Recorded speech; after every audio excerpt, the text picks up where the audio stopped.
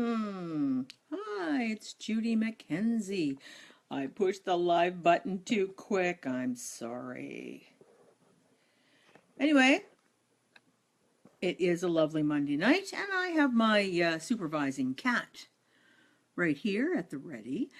Today, we are going to talk about journaling and writing as therapy. That doesn't sound particularly sexy, but it is very, very cool. So, I just spent the last weekend at a workshop, a writer's workshop, Friday, Saturday, and a chunk of Sunday.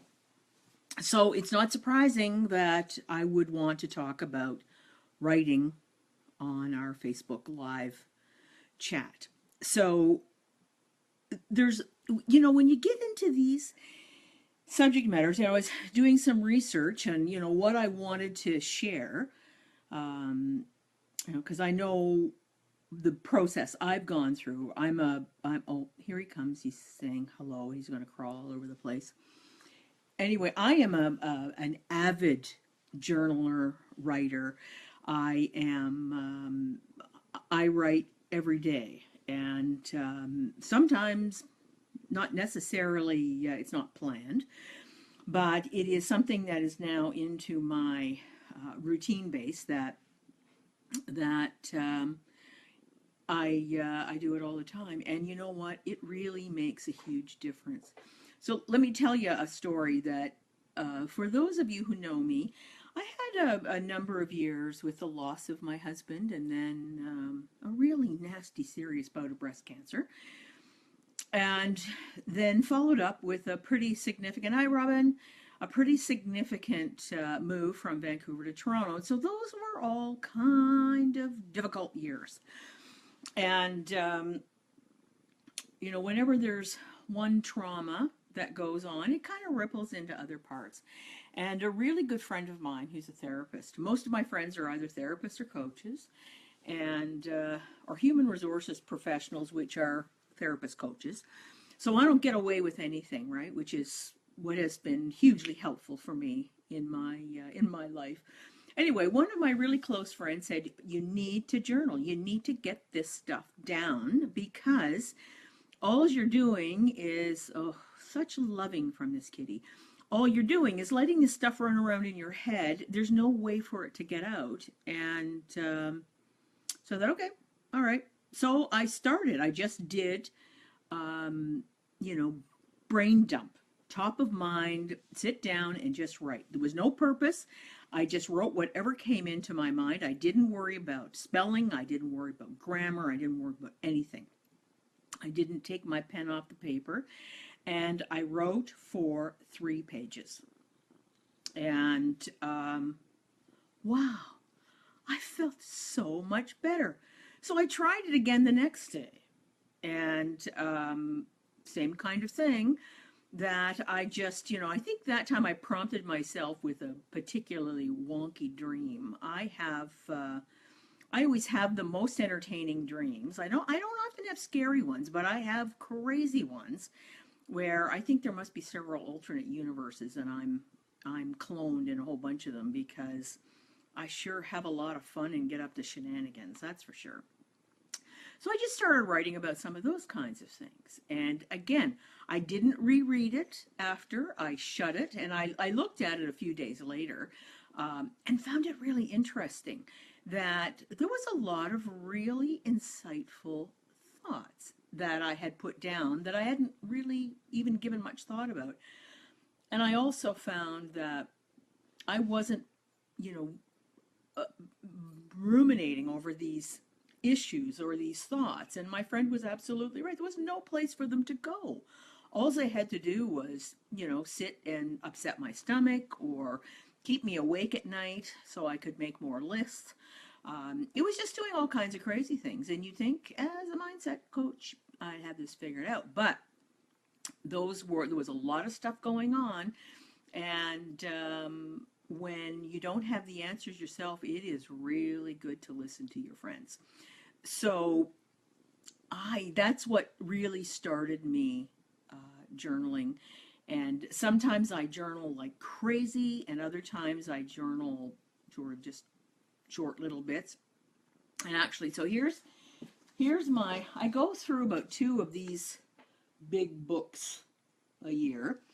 And this year I actually bought software so I can create my own journal, and I have got it all customized on the inside so that I can have prompts, and I can have, goals, and I can have all kinds of stuff that I want to do that helps me to stay organized. And oh my goodness, he is so needy today. Stay organized and allow myself a good place to keep all my thoughts. So that's just been my experience. I know there are all kinds of great resources about how to journal, but I think for one of the biggest things that I know some of the clients that I have talk about is they never know what to write about. And that is, so you can, there's all kinds of prompts you can get.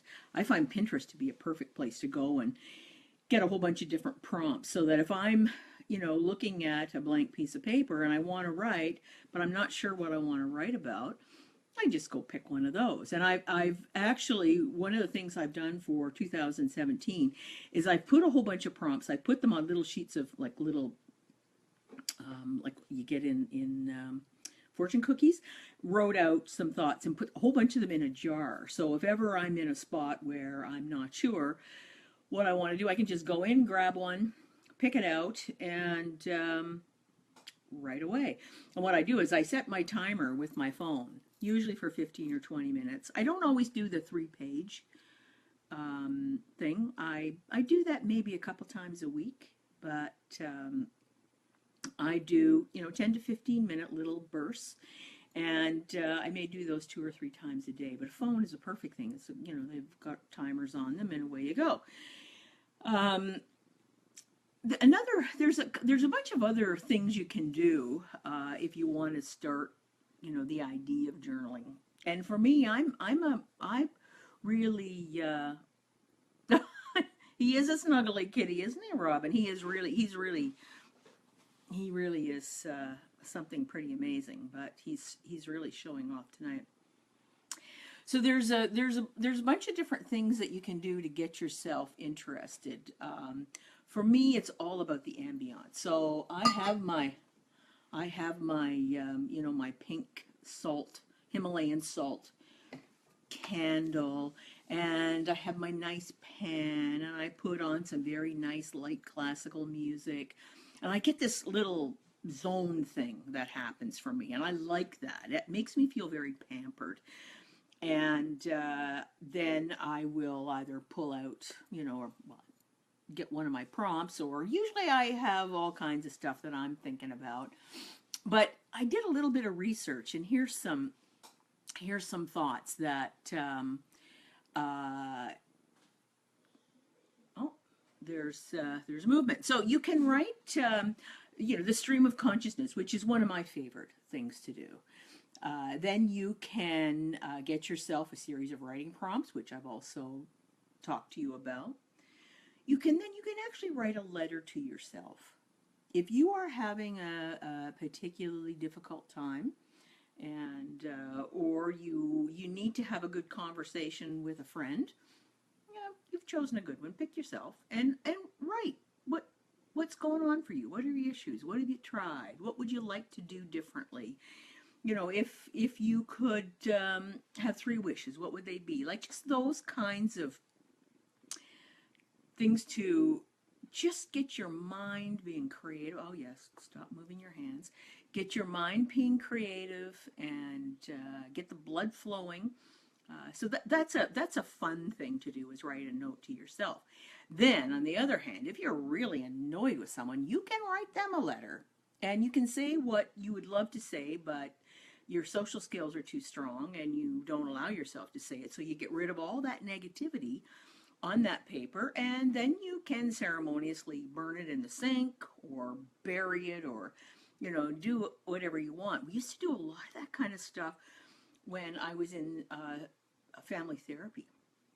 We would often write issues down on a piece of paper, and then, hey Gina, and then we would then bury them when the time was right, or burn them, or do all kinds of different abusive things to these negative thoughts. But that's a really great way to get some yeah, the kitty's here, Gina. The get some of that negative thinking out of your system, because remember way back we've talked about that kind of negative, angry thinking just creates these Molotov cocktails of hormones in your body. And as a breast cancer survivor, I don't want any part of that in my system. I am looking to alleviate my body of any kind of resentment or anger or frustration. Not that I try to deny it, but by writing it down and facing it, and then putting it somewhere appropriate, garbage, fire, whatever, it's a good thing. It helps you process that kind of information. The other thing is writing your story. We all have interesting stories. We all have interesting tales to tell. I'm at the age I'm at, which is actually the perfect age, I have to say. I I have such amazing memories of when things were very simple. We had horse-drawn milk cart. That sounds, I'm sure when I tell my grandson when he's old enough, he's going to think, "Oh my God, you're so old." But it was really interesting. And when I was very young, there was no TV. And hey, Shannon. And of course, we didn't get computers for the longest time. So there was all these really amazing things that I have experienced in my lifetime, and they put a lot of things in perspective. And it makes me feel like a very wealthy person to know all this information. So a life story. Not necessarily anything to publish or anything like that, but almost as a little bit of a. I'm going to have to blow my nose. Pardon me, because this kitten has created a little bit of an allergy thing here. Excuse me. Anyway, it will be an interesting thing for my grandson to read, because I'm sure he's not going to even be able to manage. Hey, Barb, did you have those too? Yeah, Barb had them too. The horse-drawn milk carts. And in Collingwood, where I grew up, you had to be really careful no, this isn't a new kitten. This kitten is actually 4 years old. But he is a snugglebug. But in wintertime, you had to be really careful because it was so cold that the cream would freeze and go blah. And that was pretty gross. But anyway, so writing your story, there's a lot of interesting things, as we age and get more experience. The other thing is writing a letter about what a wonderful future you want to have. And what you're doing, oh, this kitten is he's got everything itching. The wonderful thing about journaling is that, and also your mind has no idea what tense you're talking about. So if you start writing all kinds of stuff like it's, this is my real life, and I live on the Great Lakes. I have a beautiful home overlooking the Great Lakes, and Georgian Bay preferably, and it's all windows on the edge, and blah blah blah. That my brain thinks that's right, and so that's when you get into that whole manifesting thing, and so it just all of these wonderful phenomena happen when you start putting things on paper, starting to make them very aware in your mind, and you're creating a really interesting mindset for yourself. Oh, there we are back to mindset. It always comes to mindset. I have to tell you, the weekend workshop that I was at, the whole thing was about mindset. We got a formula for working on our books and everything, but it was all about mindset. And not that I was sitting back gloating, because I actually was one of the learners there, but it was it was very powerful to hear people talk all around. There was a room of 100 people, and we were all talking about mindset. So um, another area where you can write is about dreams. What write about your dreams? I write about mine all the time because they're so nutty. They're certainly so entertaining that you can't make this stuff up. It's so crazy. Oh, anyway, that those are some of the ideas. Now, I happened to just read an article just before we came live. Of course, that's how it goes. And it was from the Huffington Post. Let me pull this off the computer. I wanted to read it to you. Huffington Post was talking about there's 10 major advantages to you as a person by journaling and writing. Sometimes journaling kind of throws people off because it sounds too formal. So use whatever word you want. Don't get yourself caught up in any particular language. But the first thing that Huffington Post says is it stretches your IQ. Because you're writing, you're using language, you're probably putting thoughts into a different context than what you might if you were just talking. Because there's when you're writing something privately, there isn't all those uh, oh, judges. There isn't all the editors that are going, you just write. Second thing is invoking mindfulness. Well, of course, that's why we're also talking about this, is that when you have an experience or you want to have an experience or you don't want to have an experience, and you write it down, you start to be very aware of where you are at right now. Writing is in the present. It is you are doing a mindful thing by writing, and so I'm going through these very quick and dirty, and I've got a couple references of products you may want to read or think about when we finish this off. The third thing is achieving goals, in that some people use their journal, and I certainly have added that to my 2017 journal. Is adding because I have a couple books that are in process, and I need to make sure that those are moving along the way they need to be. And so the setting and the milestoning of these goals are going to be really important. The fourth is emotional intelligence, in that as you're writing, if you're writing about whether you're annoyed with somebody or you're happy with somebody or you're frightened that that you have a tough conversation to have with somebody, you are preparing yourself. You are using your journal or your writing as a soundboard for what is going to happen, and it helps you iron out some of the wrinkles, right? So that's that whole the EQ, being very aware of how you impact others. Five, boosting memory and comprehension. Well, that hasn't worked for me. The comprehension is good, memory sucks. But that's a thing Huffington Post said, and so it must be true, right? Six, strength and self-discipline. That's true, because although I don't write the same time every day, there is a school of thought about that, and it's first thing in the morning where you get the stream of consciousness. Well, I'm a night person. Mornings are, right now, I have my little grand guy, and he and I are doing our thing, and I'm likely playing Lego first thing in the morning with a coffee. So I do my meditation at night, and then so I have a very calm system, and then I write. That's when I do it, and as I mentioned, I time myself. And improve communication skills. Sure, why not? That's like that.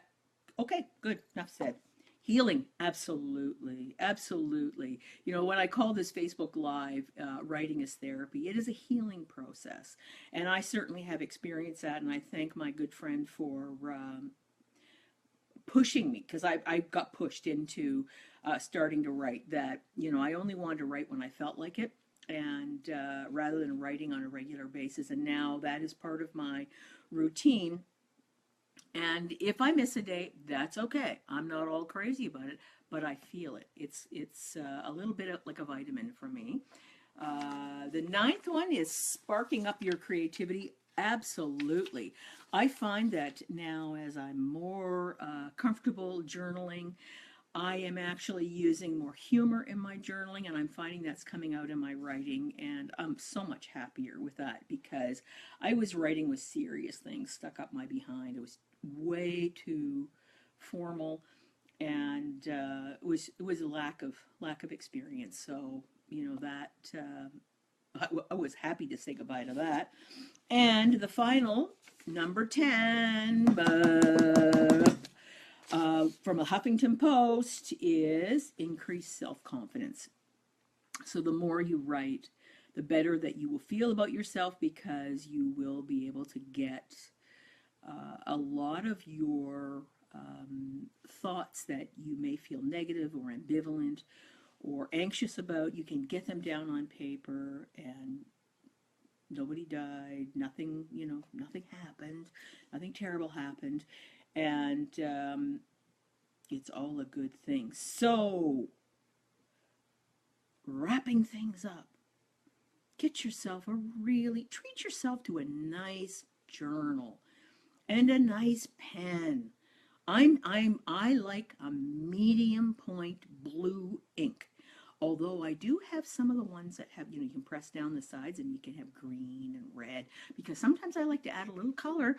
I also have oh yes, my beautiful markers. I do like to mark everything up with color. I'm a little addicted to color. The older I get, the more color I want. She said as she's dressed in black.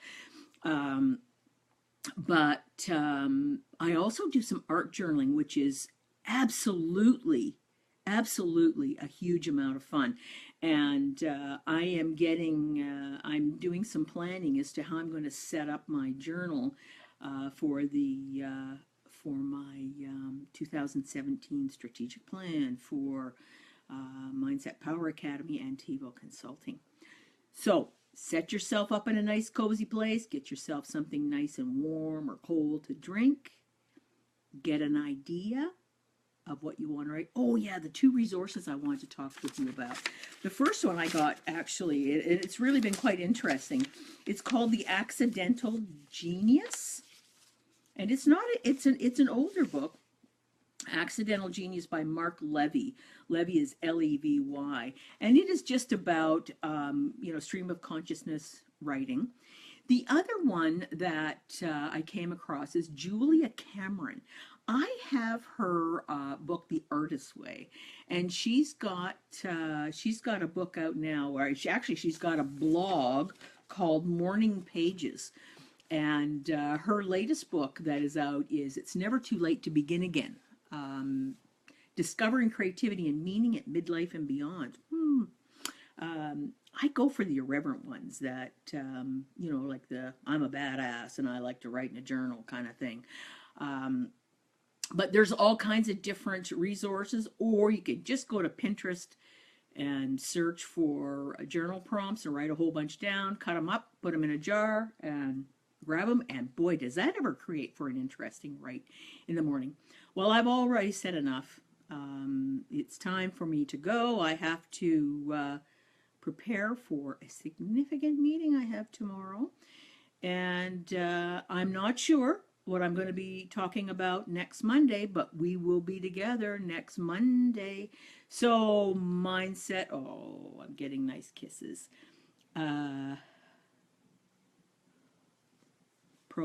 What, Barb? What is this? Proceptive writing?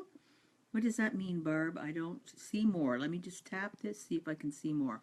Oh, okay. So, is a writing practice created in 1976 by Linda Treacher Metcalf. She writes about it in her book, Writing the Mind Alive, the method for finding your authentic voice. Oh, okay. It's Latin for one's own.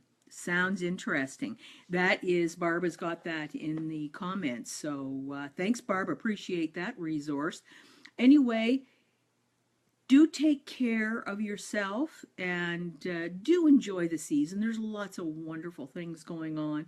And so is just the beauty of the lights and the music and cookies, of course.